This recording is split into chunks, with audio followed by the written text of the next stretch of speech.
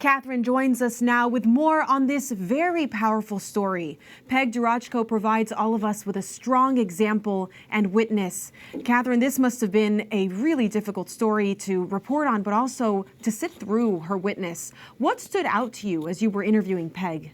Well, what a privilege it was to interview Peg, and I did not expect for her to speak so in depth about the topic of forgiveness and healing. I really didn't know if I was even going to broach that topic in our conversation. So I was blown away by her perspective and how she really sees God's timing and presence amidst this great tragedy. From the fact that she had completed her consecration to Mary 2 weeks before Rich's murder, to the fact that in the spring of 2017, Rich and Peg made their dream interfaith pilgrimage to the Holy Land, where they renewed their marriage vows at Cana, again, 1.5 years before Rich's murder. And Peg really sees that as a gift from God, that God wanted to give them that time together before Rich was taken from her.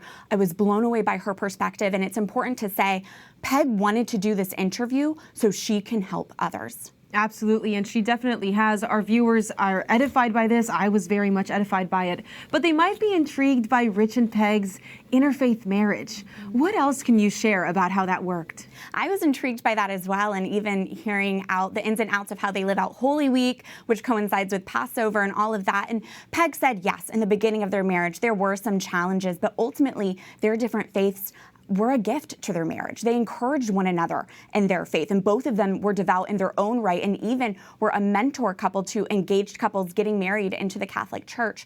I also really think that their marriage reflected the greater ecumenical relationships in Pittsburgh. As Bishop Zubik alluded to, there's this rich history of interreligious relationships there, and that really came through in the aftermath of the shooting, all these religions standing shoulder to shoulder, and I really saw that Pittsburgh is a city of bridges in more than one way. Absolutely. It was beautiful to see them come together in this very difficult moment. Thank you, Catherine, for bringing us the story of perseverance and faith.